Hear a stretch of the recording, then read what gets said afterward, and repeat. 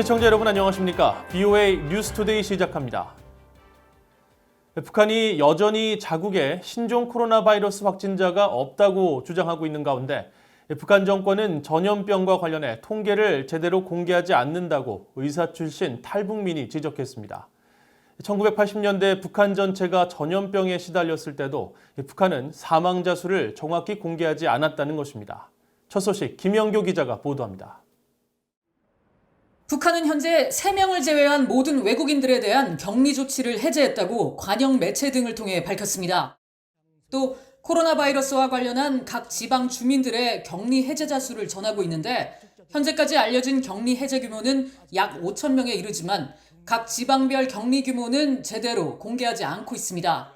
그러면서 지금까지 신종 코로나 바이러스 확진자는 한 명도 없다고 주장하고 있습니다.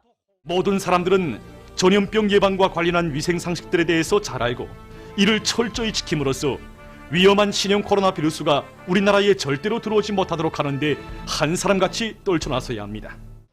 현재 신종 코로나 바이러스 사태로 세계 누적 확진자 수는 24만 명 이상, 사망자 수는 11,000명을 넘어섰습니다. 이런 상황에서 발병지 중국과 접한 북한이 공개하는 통계 수치에 대해 믿을 수 없다는 시각이 지배적입니다. 1980년대 황해도의 해주의대를 졸업한 뒤 의사로 근무했던 탈북민 마태 김 씨는 북한이 전염병과 관련한 통계를 제대로 공개하지 않는다고 말했습니다. 1988년부터 홍역이 발생해 북한 전역이 비상 상황이었지만 정확한 사망자 수를 알 수 없었다고 밝혔습니다.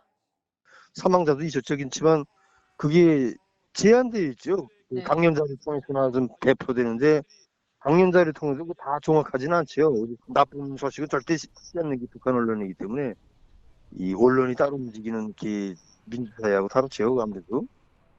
북한 당국은 코로나 바이러스가 유입되지 않았다고 주장하면서도 마스크 미착용자의 대중교통 이용 금지와 유치원부터 대학까지 개학 추가 연기 등 감염국 이상의 특별 조치를 취하고 있습니다. 마태 김 씨는 90년대 중반 동구권 사회주의 체제 붕괴 이후 소련, 동유럽 국가들과의 교류가 축소되면서 북한 내 의료보건 시스템은 완전히 망가졌다고 말했습니다. 세계보건기구나 유엔, 그다음에 또 일부 중국에서 들여오는 의약품을 가지고 이 운영이 간신히 됩니다. 이 북한 보건 시스템이 지금.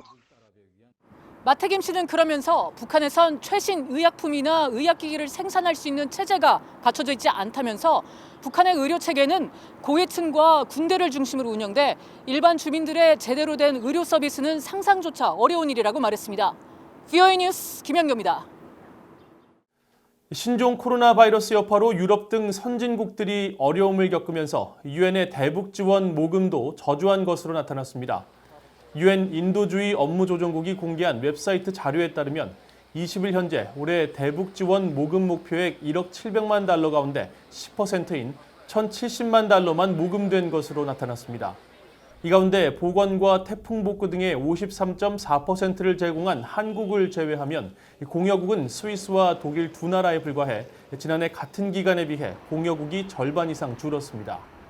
게다가 북한 당국의 국경 봉쇄로 민간 단체들의 대북 지원도 어려움을 겪고 있어 이런 기류가 계속되면 대북 지원을 받는 북한 내 취약계층들의 어려움이 가중될 것으로 예상됩니다. 북한과 러시아의 1월 무역액이 하락한 것으로 나타났습니다. 국제무역센터 ITC 자료에 따르면 이 기간 북한은 러시아로부터 292만 달러어치 물품을 수입해 전달인 지난해 12월 422만 달러에 비해 30%가 줄었고 전년도 1월 684만 달러에 비해서는 57%나 감소했습니다. 북한의 대러시아 수출액도 14만 달러로 전달 72만 달러보다 50만 달러 이상 줄어든 것으로 나타났습니다. 앞서 북한은 신종 코로나 바이러스 확산을 막기 위해 1월 22일을 전후해 국경 봉쇄 조치를 취한 바 있어 이번 대러시아 무역액 감소에 영향을 끼쳤는지 여부가 주목됩니다. 한편 북한은 지난 1월 브라질로부터 744만 달러어치에 달하는 펄프를 수입했고 스위스와 싱가포르에서는 각각 262만 달러어치의 유제품과 4만 5천 달러어치 의약품을 들여왔습니다. 미국 의회조사국이 신종 코로나 바이러스 사태의 확산을 악용한 사이버 범죄를 우려했습니다. 전문가들은 북한 등 적대 국가들이 코로나 바이러스 대응에 여념이 없는 미국에 대한 사이버 공격을 펼칠 가능성에 주목했습니다. 김칸희 기자가 취재했습니다. 미국 의회사나 의회조사국 CRS는 19일 코로나 바이러스와 관련한 사이버 범죄 보고서를 통해 해커들이 전 세계적인 이번 사태를 사이버 공격의 기회로 활용할 수 있다는 데 주목했습니다.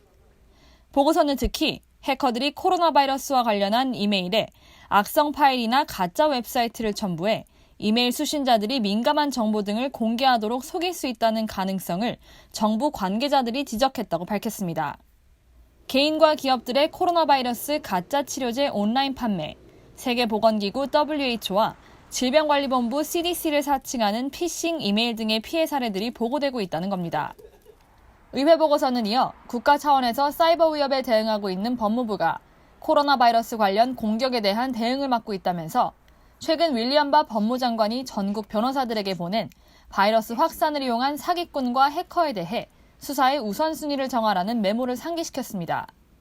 또 코로나 바이러스와 관련한 사이버 범죄는 국경을 초월해 이뤄질 수 있다면서 의회는 사이버 범죄 대응과 관련한 관리 감독을 지속하고 관련 법률 제정에 대한 토론을 지속할 것이라고 명시했습니다. 의회 보고서는 해당 국가들에 대해서는 언급하지 않았지만 전문가들은 이런 사이버 범죄를 감행할 국가로 북한 등을 거론했습니다. 미국은 현재 코로나 바이러스 확산을 막기 위해 모든 역량을 집중하고 있기 때문에 이런 기회를 노리는 적국들이 있을 것이라는 지적입니다. Well, I think the U.S. should be on a strong footing right now, no matter what. And this is the right time for our adversaries to try and take advantage of the nation. 북한의 사이버 공격 가능성에 대비해야 한다는 지적도 나옵니다. And I think this is something that needs to be on our radar because this is a great time for our adversaries, whether it's in North Korea or other, problematic regimes around the world that will really use this time to exploit to maybe enhance their positioning. 매튜아 연구원은 그러면서 미국이 코로나 바이러스 대응에 전념하는 상황에서 적대국들은 자신의 입지를 높일 수 있는 방법을 모색할 것이라면서 사이버 공격이 그중 하나가 될 수 있다고 지적했습니다. VOA 뉴스 김칸입니다. 북한의 핵무기 공격에 대비해 인공지능을 비롯한 차세대 기술을 강화해 북한의 동향을 사전에 감지하는 미국의 능력을 향상시켜야 한다는 내용의 보고서가 발표됐습니다. 미국의 민간 연구소인 전략국제문제연구소 CSIS는 19일 핵 그림자 전략의 상황 인식 기술과 위기 결정이라는 제목의 보고서에서 북한을 핵무기 보유국으로 가정하고 북한의 핵 공격에 대비한 군사적 동향 파악을 위해 어떤 차세대 기술 사용이 적합한지를 평가한 모의시험 내용을 공개했습니다. 보고서는 북한이 러시아나 중국 등 미국과 대칭적 군사력을 가진 국가들과 달리 비대칭적이라며 북한이 핵을 무기로 비대칭 도발을 감행할 가능성에 대비해 무인 잠수함이나 정찰기, 인공지능 컴퓨터를 활용한 사전 감시 능력 강화가 무엇보다 중요하다고 강조했습니다. 이상으로 VOA 뉴스투데이를 마칩니다. 시청해주신 여러분 고맙습니다.